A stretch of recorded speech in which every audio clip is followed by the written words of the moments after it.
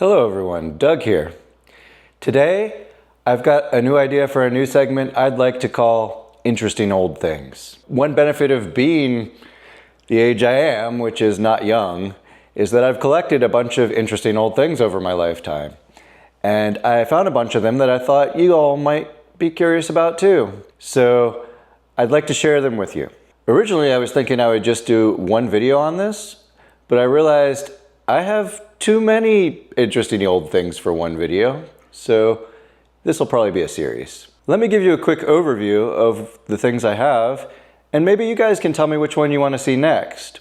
I think I'll go ahead and choose the one for today so I can get started, but please let me know in the comments if one of the things I show you now looks interesting to you and you'd like me to do that one next.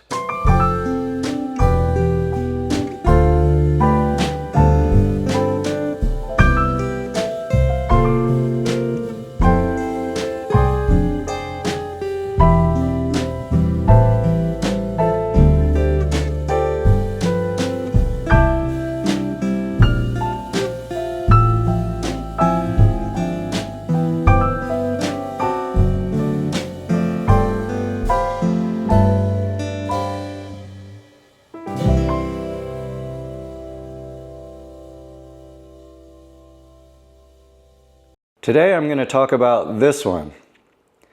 Not to humble brag or anything, but I was a valedictorian at my high school back when this picture was taken. And this is my speech, actually, behind these pictures. So I thought maybe I'd share that with you. I just read it myself after having not seen it for many, many years. And I thought it was quite interesting to hear what my speech was about, and it brought back some memories for me. Yep, I wasn't always bald. I used to have thick curly hair.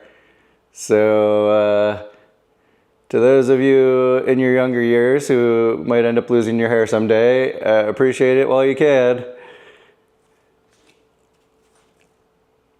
And here's a final picture given the speech. As you can see, printers weren't so great back then. This was printed on a dot matrix printer in all caps for some reason. I'm not sure why I did that. Maybe that's just how the word processing software worked most easily back then. Although we did have some lowercase for the title. Our keyboards didn't have lowercase when I was a kid, but apparently they did. I don't know why I didn't use it. Anyway, and it does have a message that I wrote in handwriting, which is, I sent it to my father. So that's what that message is about.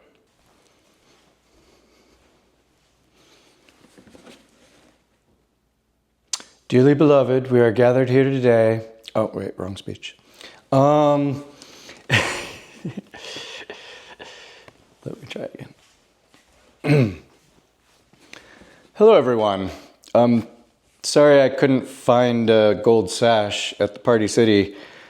Apparently it's Mardi Gras season, but close enough. So here's my speech. There are two things that I would like to discuss today. One of them has been bothering me for a while, and the other has filled me with hope. Ever since the war in the Gulf started, people have been treating it like a game. What began as Operation Desert Shield developed into Operation Desert Storm and ended as Operation Welcome Home. As we sat back watching from the sidelines, we cheered our courageous team on. I remember signs and t-shirts with the bright, shiny words, "These colors don't run." These things are all well-spirited and meaningful for a football game, but not for a war. There's very little glory in death. Tens of thousands of people lost their lives in this conflict. So we killed more of them than they killed of us. Is that any reason to rejoice? I believe that all life is of value. And it hurts me deeply when so many people must die. True, we did recapture Kuwait, but very little of it was left untouched. With the childish ethic of, if I can't have it, no one will, Saddam Hussein set fire to hundreds of oil wells in the recaptured country.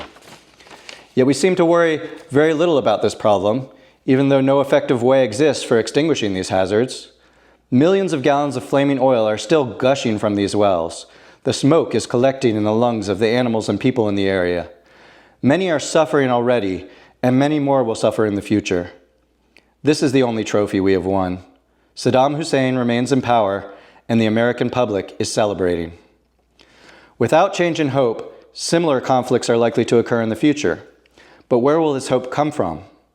The behaviors of mankind as a group are slow to change, yet change must start somewhere. I believe I have witnessed these omens of change right here at this school. For in these people gathered here today, I see a glimpse of possibility, not only from their efforts at improving their community, but also in the way they treated me when I first arrived 2 years ago.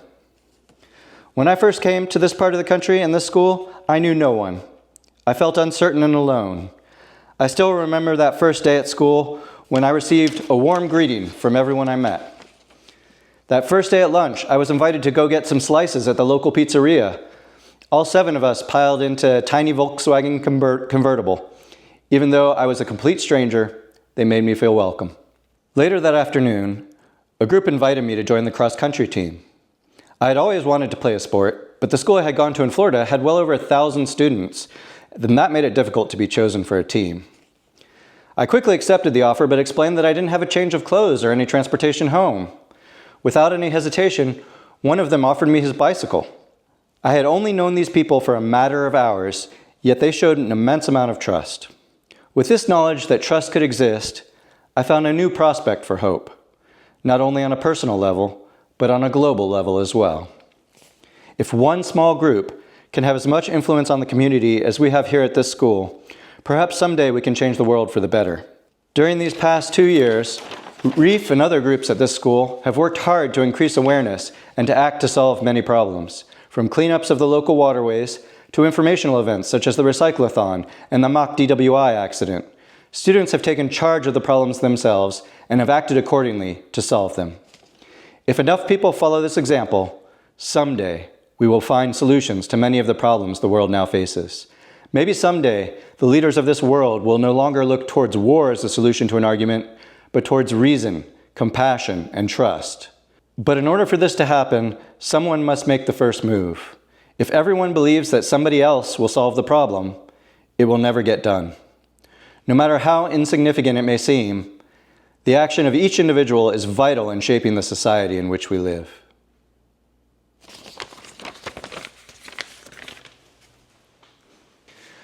Well, that was my first installment of Interesting Old Things. And this is from my costume from the bad guy in Sonic the Hedgehog. At any rate, I hope you enjoyed it. Until next time, Doug out.